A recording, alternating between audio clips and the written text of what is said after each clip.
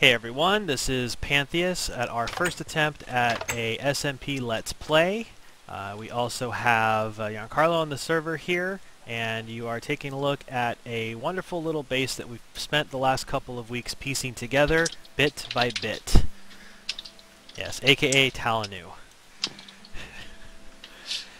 Minus the 8. Yes, not Talanu 8, just Talanu. Hopefully there's not 7 others of you. That would be really bad. Yes. So, Talanu is setting up a bee army here to go and attack the neighbors, I think. Yes, I'm kind of... No, we keep getting pigmen coming through that portal. I'm making sure that they will meet resistance. Ah, okay. So, nether bees then, yes, that works great. I will leave him to that and head off to our mining world here to set up some new quarries, because we always need more stuff coming in. Pipes. You can see our wonderful setup here using a combination of railcraft, industrialcraft,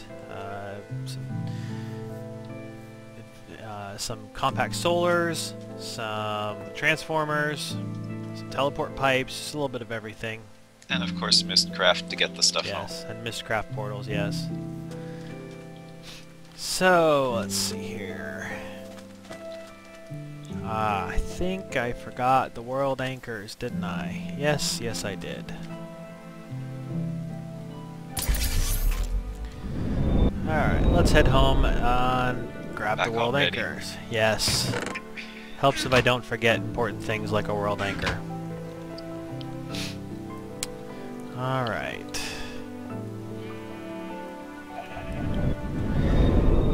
Okay, let's go find a place to put some quarries. You can see the remnants of a couple quarries that we just finished. This looks like a good enough area.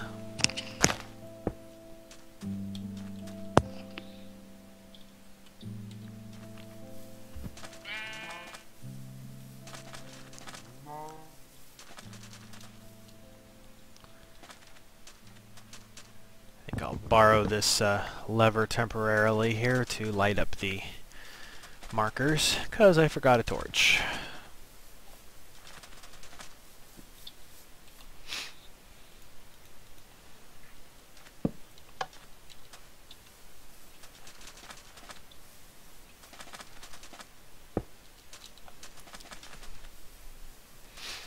Ah, there's some pumpkins here. Do you need any pumpkin heads? I don't know. We probably have some, but you're welcome to collect them. Alright. Oh, zombie. I don't think we need zombies. No. I'm actually kind of surprised because he's standing under glowstone. I don't quite know how that works. Somehow my guess is he's taking cover from the sun. Yes. Spawned elsewhere and then walked over under it.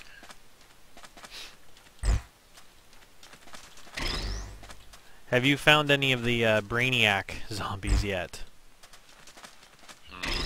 The zombie villagers that drop the brains? Drop brains? Are you talking about Thaumcraft stuff? I thought they were just regular villagers.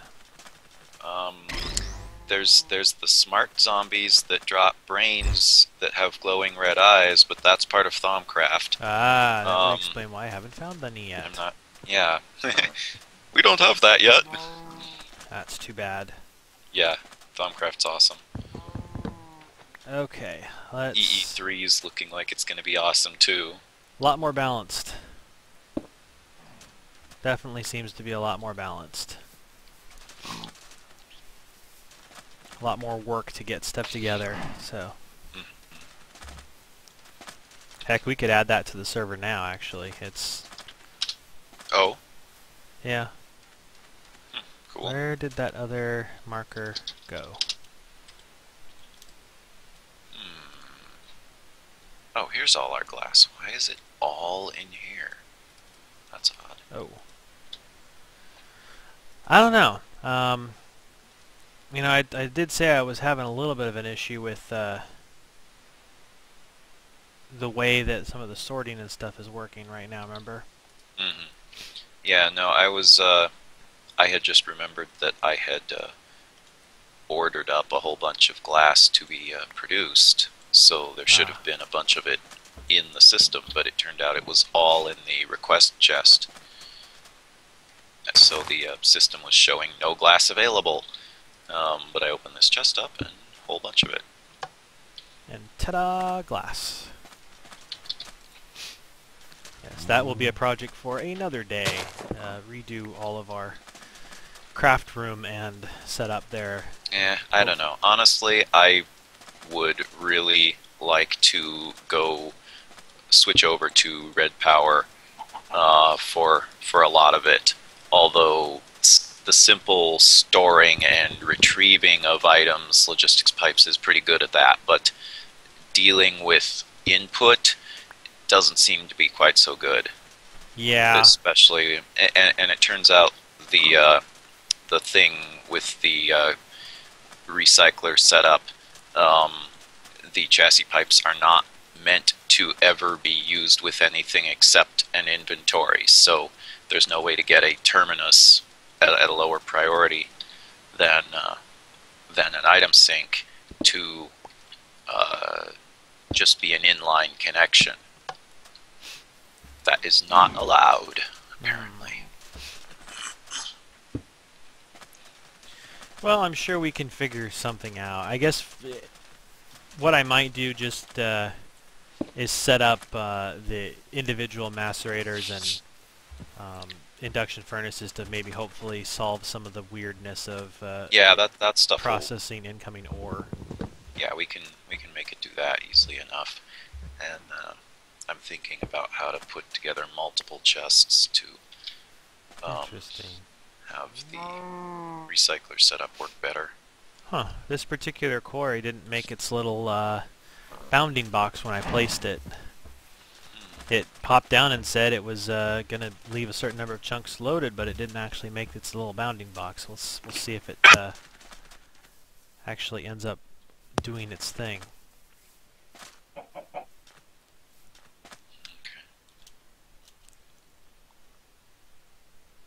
It was quite weird.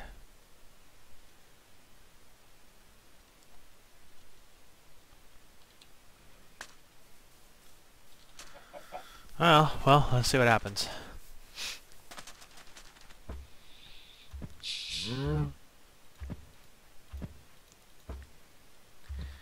Okay, let's see.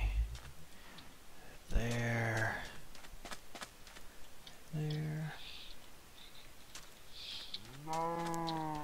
This wireless transmission of power is quite useful. Glad to see the teleport pipes are back in service. Yeah, those were always handy. Although I'm still very much in love with that system that we came up with for liquid transfer. Heck yeah. Okay.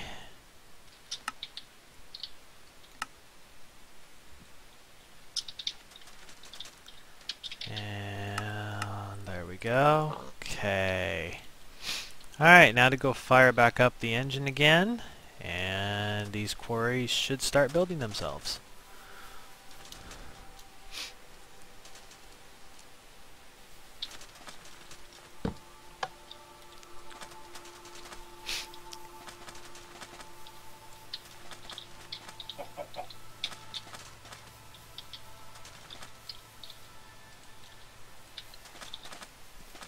And I should mention right now that this is a custom build of BuildCraft for Minecraft 1.4.2, where I have backported the quarry changes that are going live in 1.4.4 that you can see in Slowpoke's preview video on Twitch TV. So these BuildCraft quarries are going to operate quite a bit faster than the normal quarry that you're used to seeing, because I am supplying them with greater than normal power. Now the power output I'm supplying them is not going to run them at max speed, but they're still about twice as fast as the quarry previously, which is quite a nice increase. It looks like both of them have their little lasers going quite nicely. Gonna have a lot of animals trapped in the bottom. That's always fun. Well, maybe these cows and stuff maybe should move, you know? Just gotta say. Alright, so I will leave those to be, and that is good.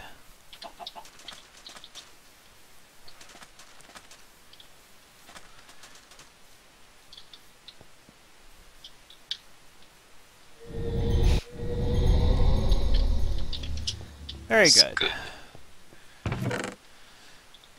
This chest down here is getting pretty full. Are you gonna hold on to this ash for any reason? Tell you what, I will move. Question. I'm gonna move some of this stuff that's taking up a lot of room in this chest to somewhere else.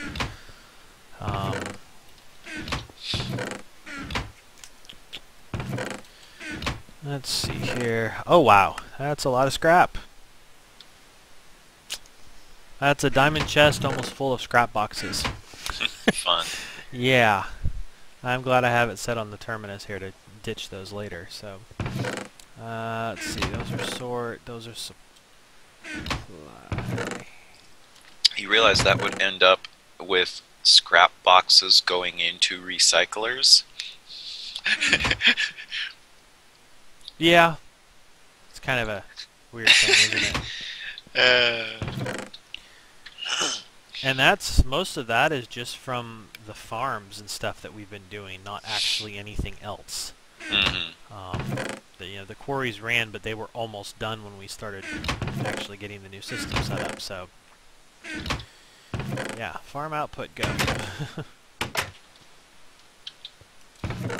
Yeah, we've got a cactus farm, a sugarcane farm, a rubber tree farm, and a peat bog. The latter two are on the roof. And a partridge and a pear tree somewhere. Speaking of that, here, I should show this off. So, this is just your standard forestry peat bog here, and kind of your standard forestry rubber tree farm, which we quickly found out produced way more than we ever possibly needed. Yeah. Did you notice I filled up your lava tank here, Johnny? Uh-huh. Yes. You have lava. I turned off the pump for now, but there's a lot more down there still. Okay. And here's our continuously running coke oven. The crystal oil is continuously being pumped out whenever it gets made down. Very fun. Very, very fun. Alright, so let's see. What do you got going over here? What do we got? Okay, we got lots of pipe work along the top here. Gold pipe accelerating things. Whoever made that change so you don't have to power them to have them accelerate it, thank you very much. Yeah, no kidding. Yeah, and eventually, one of the other upcoming changes is apparently to gold pipes. It's going to have them attached to each other and incrementally accelerate things. Apparently that change is not in the build we're running, though. Correct. I didn't bother trying to backport that particular change because that was a lot more code that at least from what I saw, than just a couple of number changes. The query changes was literally just a couple of numbers that had to get changed. Max input, energy use per tick, and what it expected for energy input total. So at this point, what I have to hook up is wood pipes on the side of each of these, and don't open the GUI. Now you need some pipes for the magic block that's underneath them. I will eventually need something for those, yes. Yes. So I'm sure people watching this will look at this and say, what is that ugly textured block that they have underneath there? Yeah. That is a custom block that Talanu and myself have been working on for quite a while. April, I believe. Neither of us are experienced artists, yes. So... April, I believe, is when we first started working on this, just to give you April of 2012, just to give you an idea of how long. But we do have... we have blinking lights. Blinking lights are nice. And and also there's that as well. Oh, hang on a second. Let's go ahead and place it again. It bugged out on our screen. Oh. There you go. Yes, it will detect pipes, and at least as of Minecraft 1.2.5, it will also detect LRM's tubes. Yeah, we as well. obviously, since Red Power isn't released yet for current versions of Minecraft, we've had no way to test whether that still works. Yes. As long if she hasn't completely changed a bunch of stuff, it should be able to properly detect that it has one of her pipes next to it. But we won't be able to know for certain until it actually is released and we're able to take a look at it in game and see if the detection is actually working. Now, for those that are crying, you know, decompiling or anything like that, no, we're not doing anything like that. We are respecting her wishes. Just doing a little detection of what's around us, and that's it. Yeah, just based on class names. Exactly. But hopefully that mod will be out at some point. It's been a work in progress for a while. We're quite proud of it. It does need new textures, so if anyone feels like helping us with textures, get in touch with us. At Pantheus on Twitter is probably the easiest way. And we have improved our texture work a little bit here. This charging bench you just saw is one of our other mods that we're using for advanced power management for Industrial Craft 2. That is currently available. So yeah, we've kind of increased our texture work a little bit. Show the battery station too. Yeah, so let's head downstairs for that. While we're here, I'll take a look at the storage monitor. So this block here is quite nice. You have a link card here that you can make. You can see here that it shows an X, Y, and Z, and also a dimensional. In this case, overworld. But you can see the Talonu plane with the lower threshold here. So put the link card in. It will then monitor a storage block that you have tagged with the link card, with the blank link card to create it. In this case, it's monitoring our MFSU here, and the outside texture will display a kind of a battery meter showing that if it's green, then it's within tolerance, and if it's red, basically it means it's dropped below the lower threshold and is now powering redstone until it gets above the upper threshold. In this way, you can very quickly and very easily and very precisely control how your storage system works. There's a lot of different ways that people have come up with that this can be used. This here in this case is controlling the reactors, so they're not constantly cycling on and off. They'll get turned on when the storage block drops below 60% and get turned back off once it gets above 90. That plus the solars is really extending our uranium supply. Over here I've got another one set up for the mass fab. So it'll turn off the mass fab after the storage gets below 40%. Right now I just have it off because we have more than enough UU matter. No need to be burning through that. And let's see, battery station. Nearest battery station is over here. Here we go. Okay. This is also part of advanced power management. It's got blinking lights, which is always fun. Whenever it is discharging an item inside, the green light on the outside will come on. So, what you're seeing here, Talon, this is kind of your baby. Why don't you go ahead and explain it? Alright, well, the two of us came up with this idea for the button on the left. I'm not going to click it, but it turns to a darker green if you turn it off. Pantheus did the texture for that, and I think it came out pretty nice. It basically keeps the input item from being dropped into the main discharging area there unless it is needed. If you turn that off, it'll just immediately toss all the items it gets in there, but if it does that, things like the supplier pipe that's hooked up won't be able to see them anymore. It'll think it needs a new one, and it'll request all that it can get. It works pretty well with dumb automation systems like a red power transposer or tubes, things like that.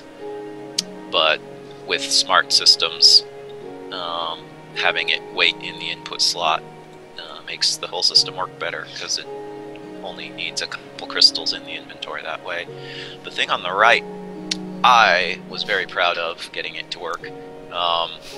The average energy per tick and a sort of ETA until the items currently in its inventory run out of energy. That bottom number is 55 minutes 41 seconds currently, and that's based on the actual amount of EU stored in the energy crystals, both of them, including the one in the input slot. And it uses that average at the top to calculate that average and the total EU to calculate that remaining time. So the average, it was very tricky to come up with a method to get that working. And to get it accurate over short and long periods, that was the trick. Yep. I won't go into the details, that's boring programming stuff, but yes, I'm very happy with how it came out. It awesome. Reacts quickly to a sudden increase in energy consumption by whatever device the battery station is attached to, or devices. It doesn't react as quickly to decreases in energy usage, but over a period of time it will return to an accurate reading even when the energy use has gone down. So I should point out here that this battery station is the only thing powering this slow electric engine. You know, underneath here you can see there's just a gold cable leading into a transformer, and then underneath here is just another piece of cable going up to the electric engine. And the sole way of getting power into this thing is via the BuildCraft and logistics tube network here that we've developed. When this crystal leaves the input slot, it'll just basically, this one will get drained and get tossed to the output and get sucked out. This input slot will get dumped into the middle and start draining, and this will request a new crystal, which I will go run really fast over here and head upstairs and show you. We have one of our MV charging benches here, and crystals that are empty will get tossed into here from the input slot. It'll get moved into the inventory automatically by the block. It'll get charged, tossed to the output slot, and that gets sent down to a temporary storage chest. Still don't know if we really necessarily need the temporary storage chest, but whatever, we've got one. It works. We are using this system basically to transport energy via energy crystals in the pipes instead of having to run very long cables. We're also using it out here on our wheat farm.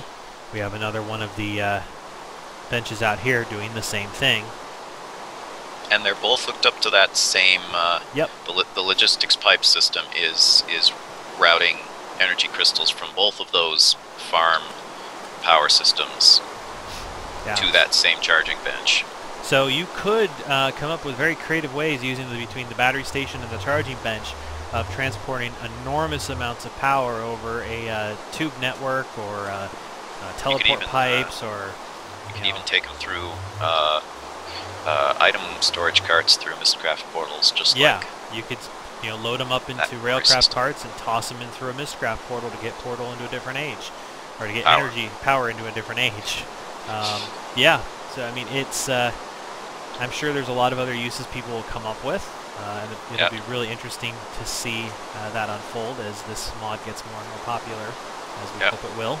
We're pretty happy with it. It is definitely fun.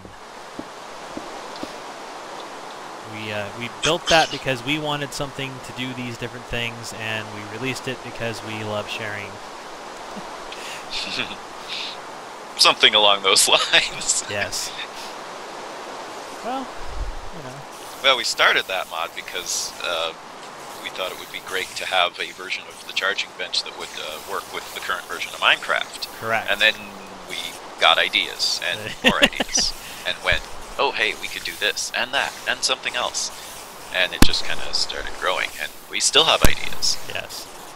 This block here that's unnamed underneath here started out because of some ideas in working with some Industrial Craft 2 machines, and it kind of grew from there, and we continuously surprise ourselves with neat ideas that we come up with where this block solves, this machine that we built solves a problem in a very unique way. We're constantly surprised by things that we come up with, so it's going to be fun. I'm hoping we can get that released here shortly. We'll probably target the 1.4.4 Minecraft release. I think that's probably going to be a good place to try to get it out if we can get some better textures on this and get a couple additional features in that we were talking about.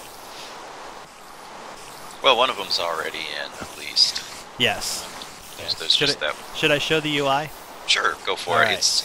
You said it was unnamed, but that's gonna. Yeah. So there it is. Let you see it for a moment there. Kind of get an idea maybe of what it might do. You're welcome to fiddle with the settings if you want to. So you can see you can scan or clear. There's a couple of modes here you can do. I believe you had these on insert. Okay, make sure that's back where it needs to be. Very good. So yes, these are very interesting, and they're unique. I've seen some things recently that are unreleased themselves that are close, but still not quite what we're doing here. And in some cases, those other things can do things that this can't. Correct. But this is still unique. Yeah, there are still things that this can do that I haven't seen anything else able to do. Yes. I think people are really going to like it once we get this out. So, okay, YouTube, I will be back in a minute. And we're back. Okay, so we've got some redstone engines here. You're going to use those to pump stuff out of the apiaries here. Right. Standard apiary automation using BuildCraft. We don't have apiarist's pipes available yet because we don't have the propolis for them, but oh, I ran out of levers. How did I run out of levers? I was using one for every two. Oh, I'm placing them wrong. Derp.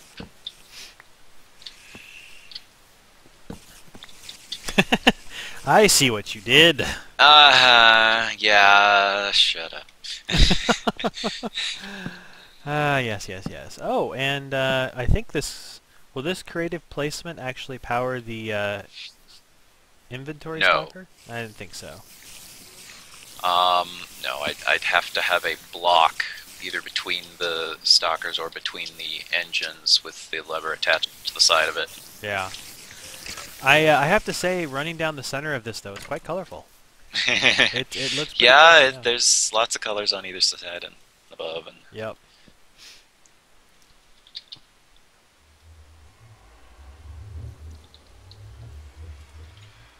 oh, what do I need now? Another piece of bread. Munch. Other than that, oh yes, I need various types of honeycomb to tag up the. Speaking of bread, just pipes. a little option that might be interesting to put in if any Industrial Craft 2 devs happen to be watching this. Please allow the helmet to be turned off. The configuration option to turn off the bread or the food regeneration on the Quantum Suit helmet. Yeah. It can be rather annoying. It drains the whole thing, and even if you're carrying food, and you don't have the option to eat it if you're wearing the Quantum Helm, because it simply feeds you all the way up to full. Yes. Everything else is awesome. Would love a configuration option to turn that particular setting off. Maybe even a per player type thing. Or just hold the helm in your hand and right-click with it, yes. Or something. Nom nom nom. Yummy Quantum helmet. Alright, well, we are about at the 30-minute mark here, so I think we'll go ahead and stop this particular episode here. You've gotten a kind of a good overview of our area here, and hopefully this was entertaining. So long. Maybe you'll see more of us. Yep. And bye-bye.